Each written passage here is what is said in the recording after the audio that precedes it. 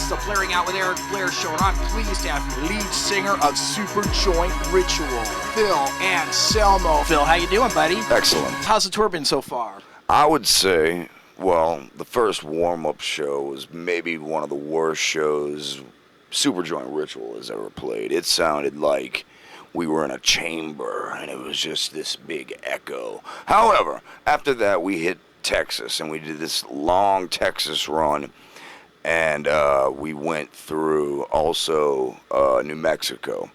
And I gotta say, they were some of the best audiences ever supplied by Texans, for God's sake. They were vicious. They were great. Oh my God, I can't say anything better about them. Last night, though, we played in Las Vegas, and they had a metal fest of some sort across town. However, we still managed to pull 600-700 people, and that's, you know, that's cool. And we played a House of Blues, and it was still intimate, and it was violent as hell, man. They were so into it. I saw so many kids singing the words. I was very proud. You feed off the audience, or do you feel it's your performance as a band that night that makes the show? I always feed off the audience. I have to, but you got to give to get, you know. So I'm definitely up there giving, you know, and it's completely up to what the audience gives back. But I usually don't ever have to worry about that. I was watching your DVD from Texas 2002, and man, the audience is just like, they're freaking mediocre. On you. Oh, you thought those were mediocre, man? Those guys look hardcore. I gotta explain something. Okay. That was Texas also, and we did not have one of those type shows. However, it very well could have been. It was so fucking hot that night.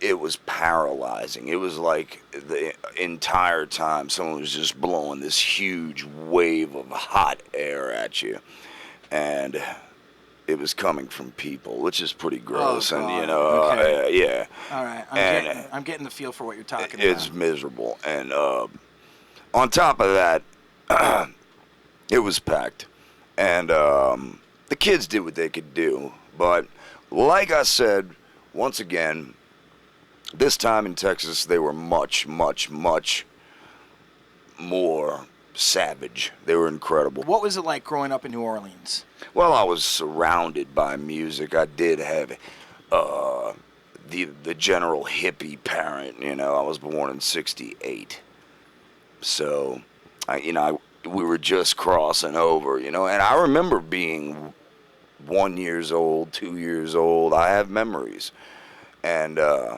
don't ask me what I was doing when I was 17. But anyway, music was one of the big things in my life because they always had it cranking, and they were listening to anything from Zeppelin to who's the badass chick, Janis Joplin. Oh, shit. I mean, you know, constantly. From my first realization what a musician was, what a show was, what songs were, my first bit of memory, I knew what I was going to be. There was no doubt, you know. No doubt at all. So I always knew I was going to be a lead singer, and that's what I was going to be. You had that gift, the voice. Early, I'd imagine. You know, I could always, you know, pick out on key, you know, whatever, and, you know, the talent was there. We all have to go through the changing of the voice, you know, and boy, that was pretty rough on me, you know. And other than that, I practiced every day until I began doing gigs, sometimes 4 to 5 nights a week at the age of 15, 16, definitely 16 through 17, and towards the end of my 17th year is when I joined Pantera. So I think that was 86 or 87. I believe it was 86. How important were bands like Black Sabbath, Judas Priest, and Venom to your musical evolution? Absolutely. Black Sabbath. Well, very short story. I went offshore to work when I was 12 years old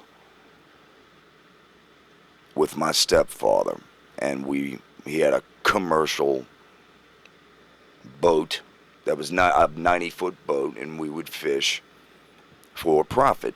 And all I brought with me on my Walkman was Black Sabbath Sabotage. Yeah.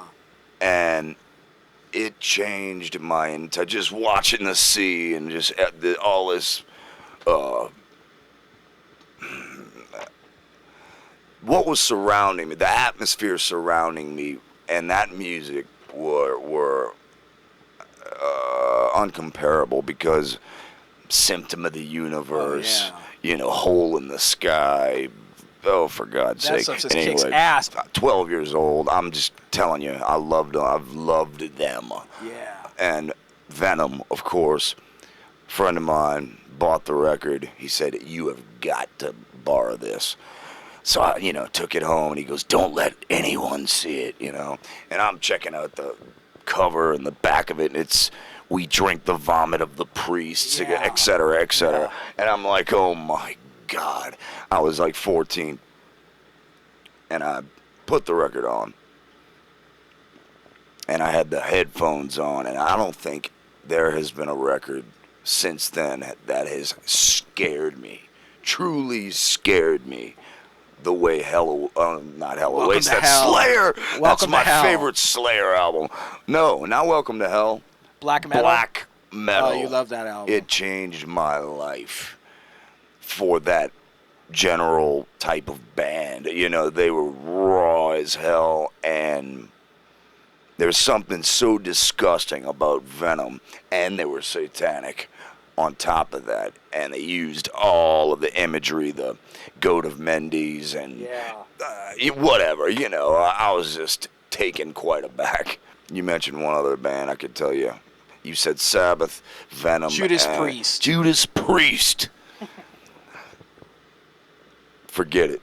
The ultimate, ultimate first true. Well, Sabbath was before, but they were different. They were the band that inspired bands like Iron Maiden, and other heavy metal bands that had that jin jin jin jin jin jin jin jin jin jin jin double guitar thing going, and but Iron Maiden was beautiful also with their harmonies and stuff that they would do. And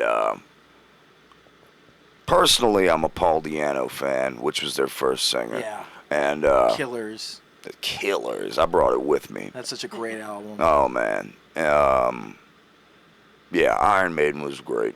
And Judas Priest, however, were the kings. Rob Halford, for that style of vocal, heavy metal vocalist, when you think of the guy who sings high and, also sings that metal growl and all this, attitude behind his voice. He is the king. Yeah, I'd agree with that. Oh, he's the king, man. He likes to be called the metal god. Okay, he can be the metal god. I'm the king of metal. How did SuperJoint Ritual get together? Every time Pantera would take a break, which was about twice from 90 to 97, every time we'd get together, that's a lie, by the way. We did a lot of touring, though, Pantera. We toured a lot. Regardless, anytime I'd have a break, I'd get home and I'd get bored in about 2 or 3 days, and I'd have to jam. I'd have to do something. And when fate would have it, and this particular group of people were home, all at the same time, you got to understand, I was working with, I Hate God would tour. Hank Williams wasn't even in the band, so he really wasn't an element back then. And Joe was always ready, so it was either me or Jim, man. All of us are always on tour. So we get together, we would write. Since the first time we began writing, we still have riffs that we use. It clicked immediately. The new album has probably 8 new songs on it, which I'm extremely happy about because, the first album having all these songs that we've been playing for since 93, by the way. Since 93. And some of the stuff I wrote in 89, for God's sake. I still lived in Texas. Really, it's from drenching myself in Black Flag, Agnostic Front, Discharge, bands like that. And metal bands as well. We have a lot of metal influence, but there's certain times, like I would say, yes, we are influenced by Slayer, but to me and for me, that would be the Hell Awaits era. Nothing else, Which, I don't mean Slayer didn't put out anything else valid. I mean, Hell Awaits is another one of those records that changed my life completely. Cool, yeah, that touched you. Even more so than black metal. Wow, that's quite a statement. Slayer's the greatest. Did you like the last record, though? Do you still listen to their stuff or, pick up a CD or two of theirs? Yes, I do. I listen to them. I'm always interested in what Slayer is doing. You got to keep your eye on Slayer. I thought God Hates Us All was just a really great album, man. That was just unleashed. The way they wrote back then during the Hell Awaits era was so unique yet so identifiable. You heard it and you went, oh my God, that's Slayer. You know it. Tom's voice especially, and the leads, and the everything, the riffing, the drumming. Slayer when you hear it. And for me, when a band has a signature like that, that is a classic band. When you hear 2 seconds and you can call it out, that's a classic band. Now, would you say SuperJoint Ritual is a super group? Because all the guys are from great bands. I would say we are a band that should have come out in 93, but priorities, took hold of us, and we did our jobs, I was definitely 100 million% Pantera when I was doing Pantera, and Jim, I know for a fact, was 1,000,000% I Hate God. So SuperJoint, we felt extremely strongly about. We knew one day it was coming, and it just had to be. It had to. It could not stay buried any longer at all. I have many reasons why, but I cannot go into it without just plain and simple. It was time for SuperJoint to come on out, How did Hank Third get in the band, and how'd you meet him? Well, I met Hank a long time ago when Pantera was cutting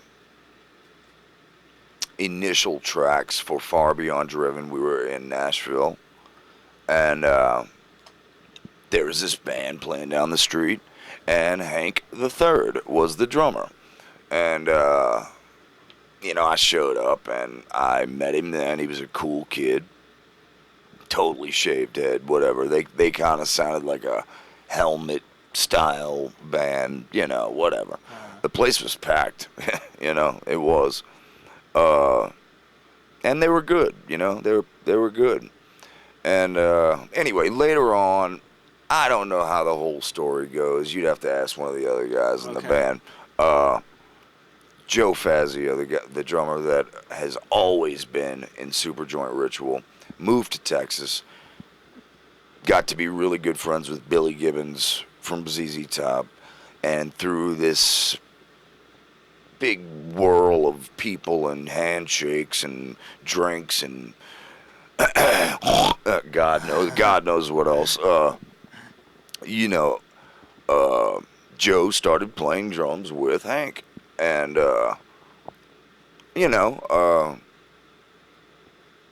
Joe says Hank loves the record, man. Hank is freaking, man. Hank loves SuperJoint. And, we didn't have a bass player. We really needed Kevin for playing my guitar parts live, because he can play my style, And,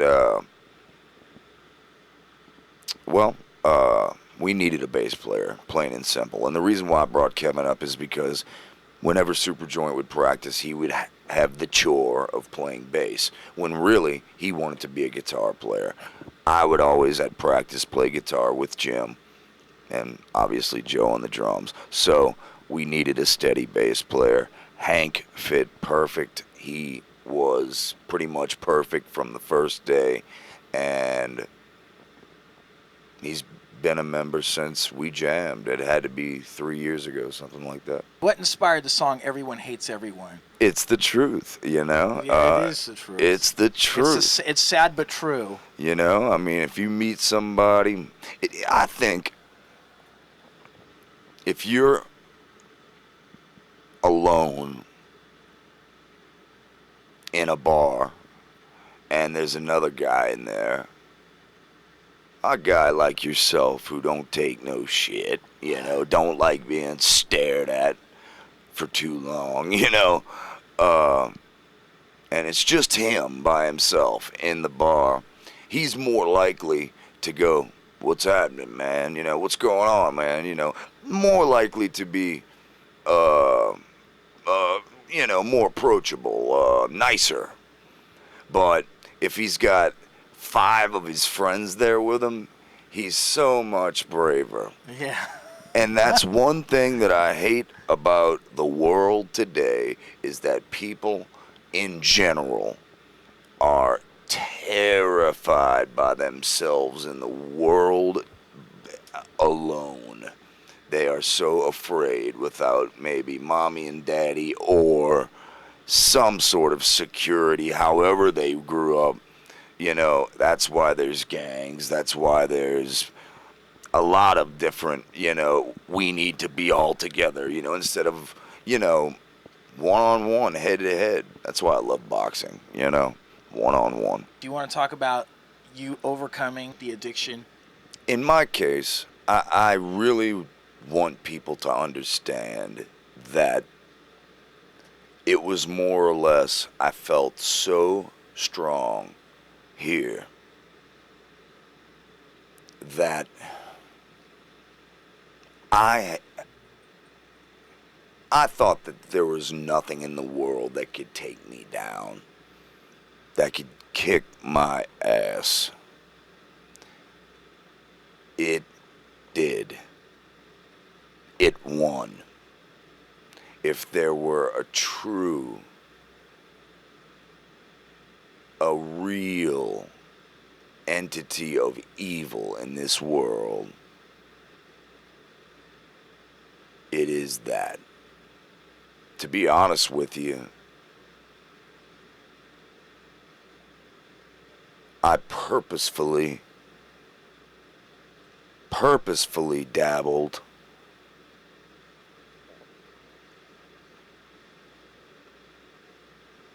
as an experiment with my body, with my tolerance, with what I could take. I wanted to feel the gutter. Something in me needed to go through it. I don't know why. Maybe it was guilt from getting so much so soon and early.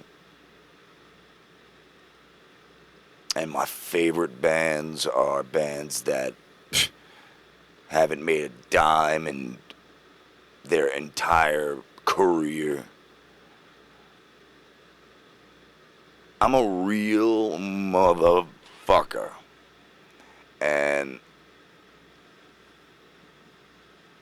I needed to feel it the real way. There's no way I could hear it from someone's mouth and know about it. There's no way I could explain it to you if you haven't been a part of it.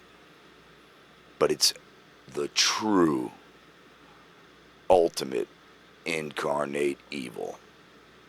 Right on. It's the worst thing in the world. And to get away from it was hard in a way, but if you really put your mind to overcoming, this is bullshit, I've had enough, I'd had enough, and I knew that I had to get as strong as possible to even halfway bring SuperJoint Ritual to the people.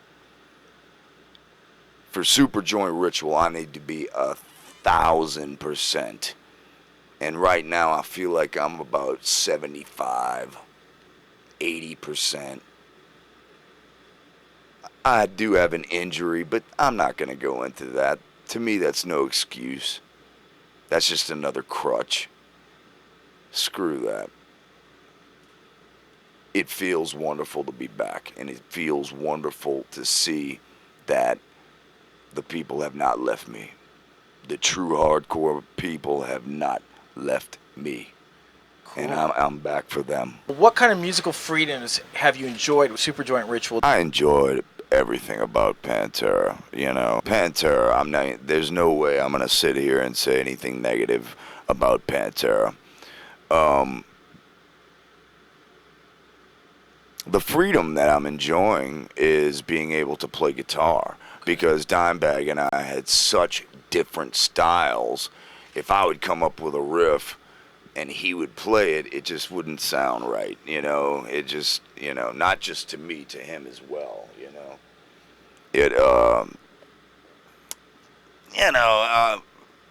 Look, my time with Pantera, I felt had reached a point where I never wanted to become past my prime with one band. I felt that Reinventing the Steel was probably our best record, next to Vulgar Display of Power or Far Beyond Driven. One of those two. Yeah, most people would agree with the Vulgar Display of Power, but I thought our last record was extremely real for its, you know, to itself, to the fans. And the touring, we were so lucky to be able to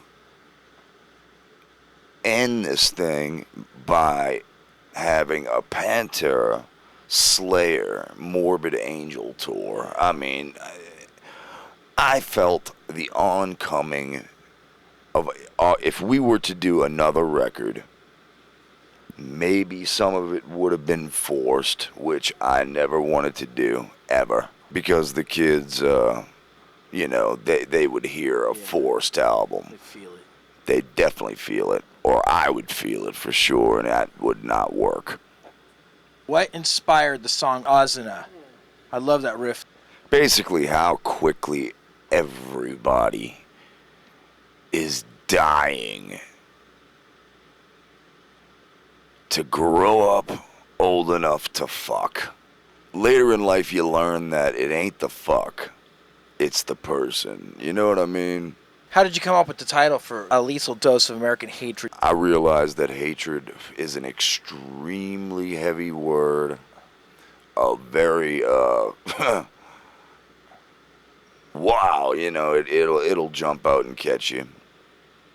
Make you think one way or another. Is this title, when I heard the title, what did you think? I thought September 11th, like we're getting even. Absolutely, to a certain point. It's not on a full scale ignorance level of kill everybody, shoot everybody. Oh my God, it's what did you think was gonna happen if you fucked with us like that? You know, that was an embarrassment. We had our hands, pants, everything down. Yeah. You know, we were caught off guard. Like, oh my God, big as shit. But hey, it happens. You know, we are lucky as a country that we don't even have half of the terrorism other countries have, you know? So, yeah, you fuck with the U.S., that's your ass, no matter how, when, what. People point fingers at the president.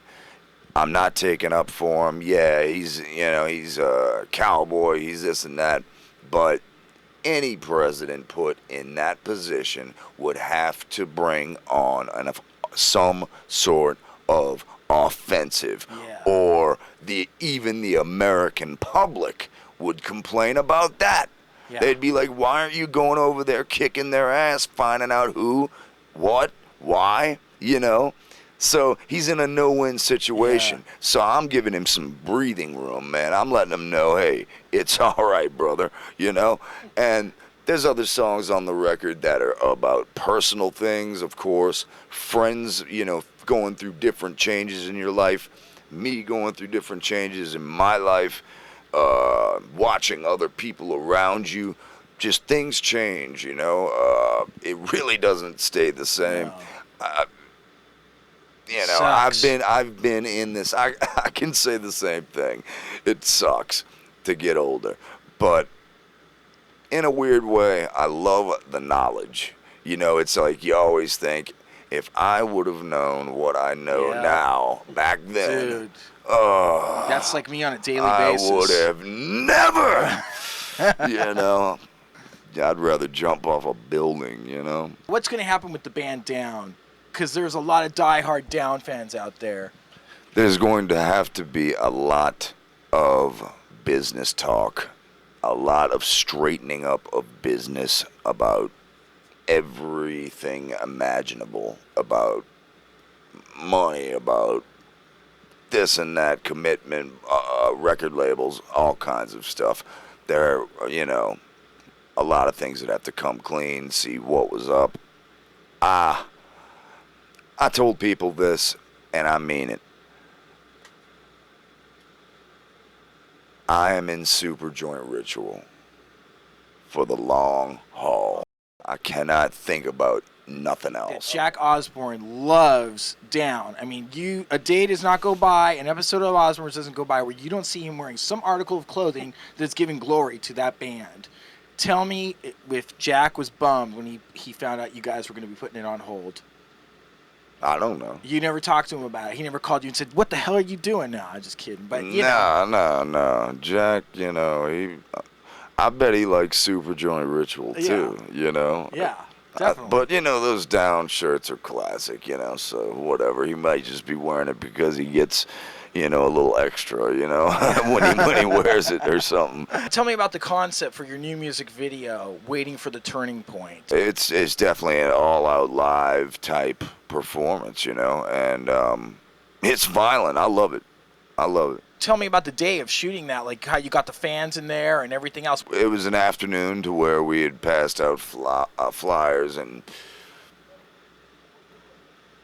word of mouth. New Orleans is this fucking big, man. It's small. It's a completely small town, and it's most likely that you'll know the most of the people, you know. And word got out fast. Phone calls, you know, everybody, hey, SuperJoint video, you know. So we brought in this monstrous PA, and whenever we would do a take, it would really feel like a live performance, a live setting, because it was so loud and these kids were going so berserk. I noticed that a lot of your videos you love to play live or have that live look to it. That's the realest thing about being in a band. Except for the alcoholic video, which you do have a little bit of a concept with the guy crapping blood and everything else. Yeah, but that you got to understand the director. That's the type of guy. Jim Van Beber is the director, and he's the type of guy where you just say, all right, Jim, okay, whatever you say, man, because you know it'll be one gigantic acid trip. You worked with Tony Iommi, lead guitar player for Black Sabbath. What was that like on his solo album, 2000? Unbelievable. I wasn't nervous at all. I was very, very relaxed, and he had a lot to do with that. He didn't have any Dracula, just appear out of the darkness, whatever. He wasn't like that at all. He's super, super, super cool guy, and extremely wide open about music, and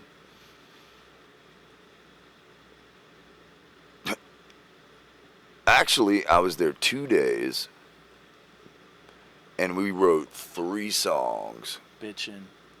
And I realized that only one made it on the record. It's so awesome. I wished so badly that you could hear the other 2 songs because they're so badass. Cool. It's unbelievable, but it was amazing working with Tony. Now there was rumors going around, and I even read in one of the metal magazines, I think it was Krang, that you guys were going to put a group together with the rhythm section from Soundgarden, Tony on guitar, and you on vocals. Is that bull, or was that the truth? Well, I know Tony Iommi had asked me at one time, did I want to do some more work?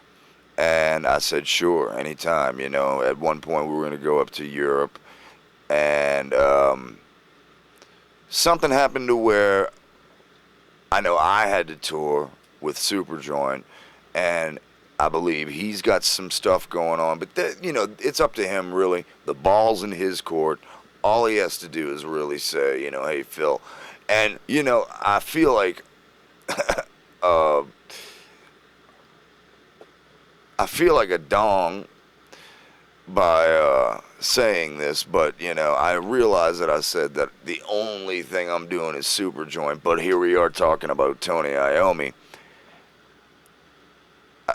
You can't pass that up. No, I know. You can't pass up No jamming way. with Tony. What I would do is wait until I had a clear picture of how long touring with SuperJoint would be, how long that would last definitely get in 2-3 weeks off, and then I'd start, we would definitely start, talking about a date. Hey, when do you want to come in, something like that. That would be huge. Trent Reznor, what's going on with that? I heard that you've laid down some vocals with a collaboration with him. Man, all I know about that is I went over a couple times. They live in New Orleans. I'm from New Orleans. Honestly, I was more friends with young Daniel, the guitar player. Okay. Danny Loner. And he gave me a call and he said, man, I got some stuff I want you to sing over. Just come on over, whatever. I went on over and listened, wrote some lyrics, went in, did my thing, and I think we did maybe 2 or 3 songs, and that's the last I've heard of it. Okay. So I don't know anything about that. Sounds good. Did you meet Trent? Oh, yeah, several times. You guys get along? Yeah, he always seems like he's terrified of me. It's like he's ready to jump out of his skin every time I see him. I'm like, relax, big brother, I'm not going to, That's assault funny. you in your own home. That's funny, man. Okay, tell me about the House of Shock, its origin and its future. This is for those who don't know, it's like the biggest haunted house that ever lived on the face of the earth. It's huge. However, I've distanced myself from the House of Shock quite a lot. Matter of fact, it's already in the books that I won't be there this year either. Last year I wasn't there. And there are several reasons why. I have nothing but respect for the House of Shock. They have done certain things without me that I wouldn't have voted yes for. Okay. They've kind of taken it into a direction that I'm not completely pleased with, and Okay. Que sera, sera. All right. It's too bad when you come up with stuff and then other people take it and bastardize it. Well, that's it was definitely a less than a handful of people originally involved, and my God, if I could only tell you how many people are there just to sit around and drink free beer and maybe work for. It became a big social type Yeah. event. I never, ever, ever wanted to be part of anybody's uh, rumors and talk. Yeah. I've got enough of that in my Yeah. life. Me showing my face out there with all these different people that I don't know, but they know something about me because I'm in Pantera or was in Pantera, but now I'm in SuperJoint and I was been doing this and been doing that, and et cetera, et cetera, et Yeah. cetera. It's like, man, you don't know me at all. It's kind of draining. It's horrible. The highlights in Pantera. Cowboys from Hell. I hate to say anything negative about it because, we're talking about touring here. But I guess even some of the other guys that have to agree with me that going to Europe the first time was extremely memorable. We were on tour with Judas Priest on the Painkiller tour, Yeah. and this band from Canada called Annihilator, and we had to share a bus with Annihilator, God. and they're these Canadians, and nothing against the Canadians. However, they definitely had this unique sense of humor, running full blast 24 hours a day, and we were treated so badly. We were there for 3 months. Everyone hated us. No one had heard of us. People stared at us. I had this mohawk. It was freezing. We got one hotel room in 3 months. One hotel room. One time I had to take a shower in a bull ring, and it was a big giant hose that came down of cold water, and later on they told me that it's the hose that they use to spray away the bull's blood when they drag them in. And so, I took a bull's blood bath, say that 15 times. But Cowboys from Hell, that's definitely, So you guys were cowboys in hell. It in sounds like. hell. Yeah. Vulgar display of power, recording the record, getting a phone call. I was at my apartment just waiting to go in to do some tracks or something. My producer at the time called me, Terry Date, and he said, "Hey, Phil, did you think Woodstock was important?" And I was sitting there thinking to myself, I said, "This is the strangest question I've ever heard. What do you mean by that, Terry?" He goes, "We just got offered to go play Russia with Metallica and AC/DC and all that, whatever." So anyway, we go to Russia, man.